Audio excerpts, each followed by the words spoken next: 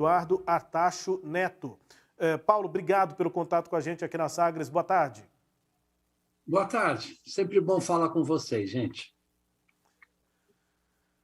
O que representam essas ondas de calor na Europa? De novo, elas vão e vêm e, de novo, isso está afetando lá o continente europeu. Isso é um sinal, mostra sinais aí das mudanças climáticas, Paulo? Sim, não há a menor dúvida. Os sinais são muito claros, não só na Europa, né?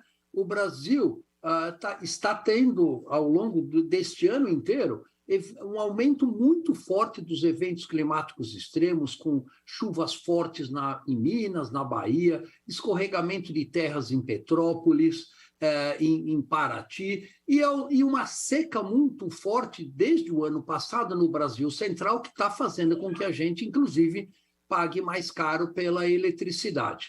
Então, isso é um alerta muito claro para a humanidade, que as mudanças climáticas não são mais uma questão do futuro, mas estão presentes com a gente aqui agora, e nós precisamos agir urgentemente contra essa ameaça para nós.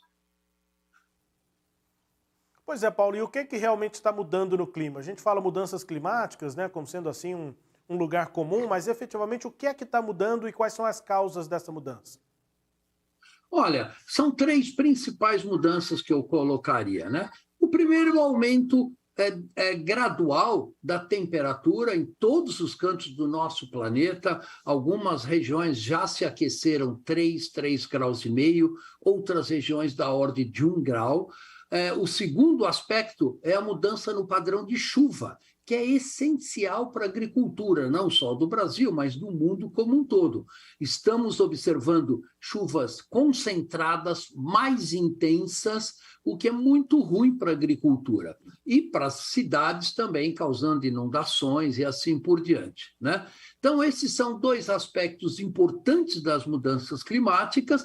E o terceiro é o aumento dos eventos climáticos extremos, como nós estamos vendo com essa onda de calor, que não é só na Europa. Essa onda de calor também está atingindo os Estados Unidos, com 40, 42 graus em muitas regiões do centro dos Estados Unidos, e também no Oriente Médio, com temperaturas de 48, 49 graus no Paquistão e na Índia. Portanto, eu acho que é mais do que óbvio que as mudanças climáticas não são mais uma questão do futuro, mas a gente tem que lidar com elas imediatamente. Pois é, e quais são os fatores, Paulo? Porque a gente está nesse momento, não sei se você acompanhou um pedacinho aqui da nossa conversa agora há pouco, a gente apresentou uma reportagem mostrando ali as manifestações de produtores rurais em vários países da Europa, questionando as regras ambientais para produzir por lá. Por exemplo, a redução no uso de derivados, né, de elementos que têm o nitrogênio, como fertilizantes. Eles têm uma meta de reduzir isso em 30% e não acham que seja viável manter a produção de alimentos com esse tipo de regra ambiental. Uma coisa tem tudo a ver com outra, matrizes energéticas, novas regras para a produção, para as produções de maneira geral. Isso tem a ver realmente com as mudanças climáticas, Paulo? Olha, sim, não há dúvida nenhuma. Os 2 maiores setores que emitem gases de efeito estufa, os 3. Primeiro é queima de combustíveis fósseis, principalmente pelo mundo desenvolvido. O segundo é desmatamento de florestas tropicais, onde a Amazônia é um exemplo muito, muito claro. E o terceiro é o setor de produção de alimentos, né? No caso do Brasil, 28% das nossas emissões se dão através da produção da agropecuária em geral, né? Metano pela produção de carne, óxido nitroso pela adição de fertilizantes, como você falou, né? Para aumentar a produtividade agrícola. E isto nós vamos ter que desenvolver outras práticas agrícolas mais sustentáveis para diminuir a emissão de gás de efeito estufa na produção de alimentos, mas, obviamente, a tarefa principal é zerar a queima de combustíveis fósseis, pelo menos até 2050, e zerar o desmatamento da Amazônia, que já é um compromisso do governo brasileiro até 2030. Professor Paulo Eduardo Artacho Neto com a gente aqui, Kleber Ferreira, pesquisador, professor, enfim, uma fonte aqui de muito conhecimento para a gente falar sobre sustentabilidade. Kleber. Pois é, e como é bom receber o professor Paulo aqui, É excelente, a oportunidade é muito boa, professor. Eu vou começar pedindo para o senhor, de forma bem didática, porque a gente fala para diversas comunidades, não só aqui no estado de Goiás, mas Brasil afora, brasileiros que estão fora do Brasil, comunidade de língua portuguesa que nos acompanha, que às vezes não é brasileira. O que se trata de, quando se fala em combustíveis fósseis, queima de combustíveis fósseis, para que as pessoas possam entender e fazer lá cada um a sua parte. Veja, quando você enche o tanque do seu carro com gasolina, essa gasolina é utilizada no motor do seu carro para você fazer um deslocamento qualquer ou uma viagem, e no final o que sai no cano de escapamento do seu carro é dióxido de carbono, que é um gás de efeito estufa, o gás mais importante para causar efeito estufa. Outra emissão importante é a emissão do gado. O gado, dentro do seu rumen, ele produz metano, que é um gás extremamente potente para fazer efeito estufa, que dá sua contribuição importante. E, por último, você tem o desmatamento de florestas. Quando você derruba uma floresta como a Amazônia, todo aquele carbono que está armazenado nos troncos e nas folhas desta floresta se transforma em gás de efeito estufa. E a emergência climática já está aí para mostrar de que a gente precisa reduzir as emissões de gás de efeito estufa imediatamente, e o Brasil tem vantagens estratégicas enormes nesta questão, é importante salientar isso, porque 44% das emissões brasileiras são associadas com queimadas na Amazônia.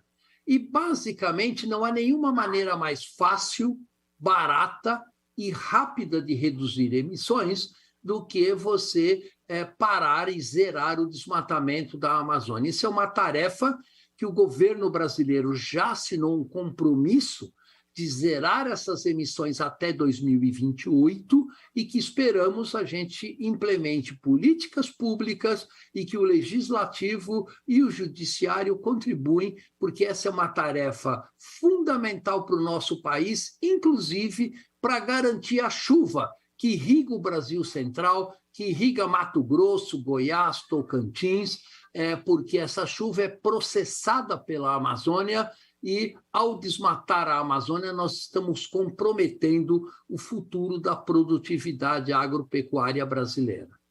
O efeito estufa é assim, é como se você estivesse dentro de uma caixinha, né, vamos colocar assim, simplificar bem, né, dentro de uma caixinha e colocasse ali dentro daquela caixinha alguma coisa poluente, fechasse e depois pusesse a cara lá dentro e fechasse seu rosto lá dentro também. Né? Aquele calor que aquilo vai produzir, aquele odor, aquele mal-estar todo fica ali dentro, tudo que produz efeito estufa, a gente pode sintetizar com esse exemplo, professor? Sim, é um bom exemplo, né? Quer dizer, o efeito estufa, ele tem uma componente natural, né? Evidentemente, e o que nós estamos fazendo ao desmatar a Amazônia e ao queimar gás natural, petróleo ou carvão, nós estamos aumentando a concentração desses gases na atmosfera, o que está alterando o clima. Isso hoje não precisa ser cientista para perceber que o clima já mudou, e mudou muito significativamente. Então, e causam prejuízos socioeconômicos enormes. Veja, nos últimos dias morreram cerca de 300 pessoas na Espanha associadas com essa onda de calor. Na Índia, no começo do ano, teve uma onda de calor muito forte que matou milhares de pessoas. E aqui no Brasil, nós temos a população mais vulnerável, que mora em encostas ou áreas que são facilmente inundáveis. Esta população está sofrendo prejuízos muito importantes, inclusive mortes. Então, o governo brasileiro precisa atuar fortemente na redução do desmatamento da Amazônia e na transição para uma economia mais sustentável, utilizando energia solar, utilizando energia eólica em larga escala, e com isso a economia brasileira ganha competitividade internacional, porque o Brasil tem um potencial gigantesco de geração de energia eólica e solar maior do que qualquer outro país do nosso planeta. Portanto, a gente precisa ser esperto, aproveitar essas oportunidades, lidar com as nossas vulnerabilidades para construir uma sociedade mais sustentável. Pois é, então você que está reclamando do calor aí, reclamando com razão, entenda que tudo isso que a gente está falando aqui tem a ver com o calor, né? Transforma o mundo em um grande forno e a gente fica aqui embaixo e isso causa morte, problemas respiratórios, uma série de coisas que, se a gente fosse falar aqui, o tempo não daria. Professor, eu vou aproveitar a sua presença aqui para fazer uma outra pergunta ao senhor. Nós vamos resolver essa questão sem passar por um programa de governo, por um programa do poder público para resolver essa solução? Ou não tem como? Isso precisa ser uma política pública e nós, como cidadãos, precisamos exigir de todos os partidos independentes, não só o discurso, mas também a prática, para que venham políticas públicas de encontro a tudo isso que nós estamos debatendo aqui? Kleber, concordo 100% com você. Sem políticas públicas, a humanidade não vai sair desta emergência climática, né? Nós temos, fazem já 50 anos, desde a Conferência de Estocolmo, em 1972, que a ciência alerta de que o atual modelo de desenvolvimento que nós estamos levando à sociedade global é um modelo de desenvolvimento que não respeita os limites ambientais do nosso planeta. Aí o Brasil coordenou a Rio 92, que já aconteceu há 30 anos atrás. E nada de políticas públicas efetivamente consequentes foi implementada, né? Nem no Brasil, diga-se de passagem, nem na maior parte dos demais países. Portanto, isso é um problema global, nós temos que resolver ele de uma maneira com uma governança global, mas também temos que fazer a nossa lição de casa, em cada país, em cada estado e em cada município. Existem medidas que cada município pode fazer a sua contribuição, precisamos de políticas públicas baseadas em ciência, nós precisamos de políticas públicas de Estado, do Estado brasileiro, pensando no longo prazo da sustentabilidade da economia e da sociedade brasileira. Isso é uma tarefa que nenhum candidato nas próximas eleições vai poder escapar. Ótimo. Rubens, o professor já respondeu aos meus questionamentos, vamos colocar nas nossas pautas sempre, né? Esse debate com os candidatos acerca da sustentabilidade, pelo menos aqui na site a gente vai fazer isso com certeza. Rubens Salomão. Com certeza, com certeza. Professor, para quem acompanha aqui a nossa entrevista, né, o professor Paulo Eduardo Artacho Neto é uma referência, né, no debate sobre sustentabilidade, sobre meio ambiente, com formação em física, né, professor, geofísica, e com ampla pesquisa, com amplo trabalho no Brasil e fora do Brasil também. Entre um currículo extenso, né, professor? O senhor tem, eu vou citar aqui para a minha próxima pergunta, os trabalhos que o senhor fez, inclusive, no âmbito do pós-doutorado, junto com a Universidade de Harvard, né, com a NASA também. E aí eu queria perguntar para o senhor qual é e depois de mais de 1000 papers, né, que o senhor apresentou fora do país, enfim, qual é a visão internacional sobre a atual postura do Brasil com a Amazônia e sobre a floresta amazônica em si? A gente tem, nesse momento, visões, opiniões diferentes que são publicadas aqui e fora. No âmbito da pesquisa, digamos assim, no âmbito mais técnico, qual é a visão que o mundo tem sobre a forma como o Brasil trata a floresta amazônica? É uma boa pergunta. A visão é praticamente unânime, condenando o atual governo brasileiro pela política de destruição dos nossos recursos naturais. E olha, não é só a Amazônia, né? A gente viu o Pantanal ser consumido 2 anos seguidos por incêndios devastadores. Nós vemos os cerrados sendo também cada vez mais alterados, sem que haja uma política de preservação dos recursos naturais brasileiros. Então, o atual governo brasileiro, durante a sua última campanha eleitoral, deixou muito claro que os seus objetivos eram pela destruição dos recursos naturais brasileiros, inclusive pela destruição da Amazônia. E ele está cumprindo essa promessa à risca, apesar da população brasileira em geral, sempre em todas as pesquisas se mostra favorável à preservação do meio ambiente e dos recursos naturais. Internacionalmente falando, o Brasil tem um descrédito absolutamente total, né, pelo que está fazendo na Amazônia, perdeu muito do protagonismo importante que tinha na Rio 92, onde o Brasil tinha um papel de liderança, uma força ambiental global. Hoje, na verdade, ele é condenado em todos os fóruns pela destruição que está fazendo, não só da Amazônia, mas dos ecossistemas brasileiros. E esperamos que isto mude radicalmente a partir de novembro, para que a sociedade brasileira possa seguir uma rota de uma economia sustentável, para que a gente possa proteger a população brasileira destes eventos climáticos extremos que têm um potencial de ceifar muitas vidas e de, por exemplo, aumentar a inflação, aumentar o custo de alimentos, aumentar o custo da energia, que pesa muito no bolso de cada brasileiro. Então, esperamos que em novembro a gente fortemente mude de rota para construir uma nova sociedade mais justa e mais sustentável.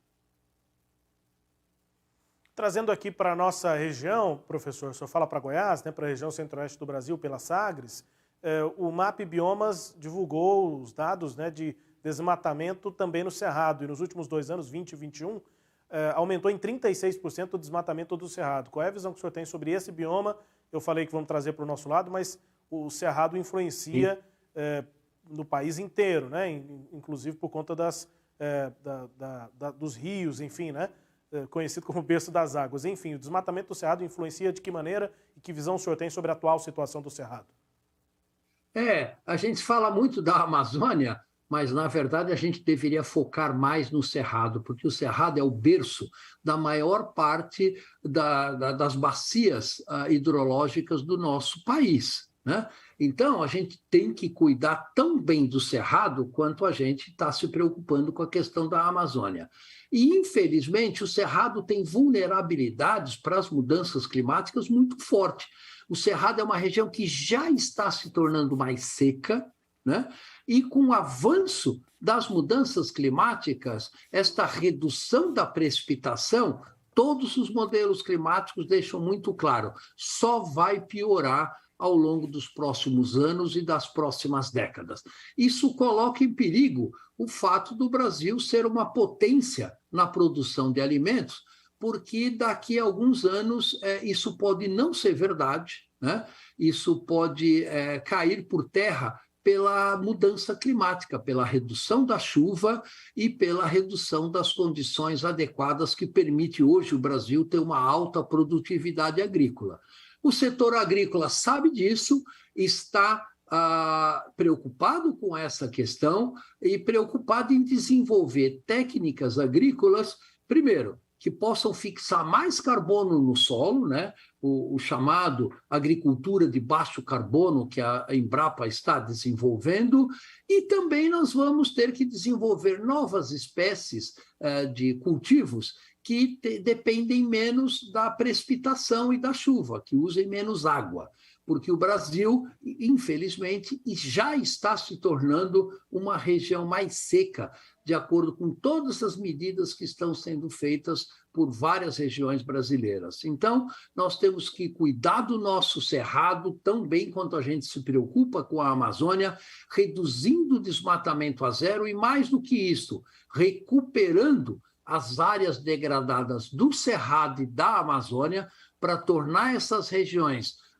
regiões que possam absorver CO2 atmosférico, e aí, de novo, o Brasil vai retomar um papel de liderança, um papel inteligente nas questões ambientais e das mudanças climáticas globais. Esperamos que isso ocorra rapidamente para que a gente possa continuar a ser uma potência agrícola como o Brasil é hoje.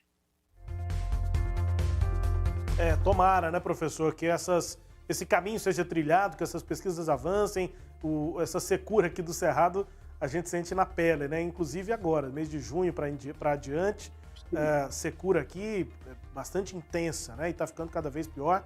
O professor não nos deixa, não deixa a gente se enganar. Vai piorar nos próximos anos, mas há pesquisas em curso, né? Tomara que tudo dê certo. Professor, obrigado pela conversa com a gente aqui também sobre o Cerrado, mas sobre mudanças climáticas. Um abraço para o senhor e um ótimo trabalho aí. Foi uma honra conversar com o senhor.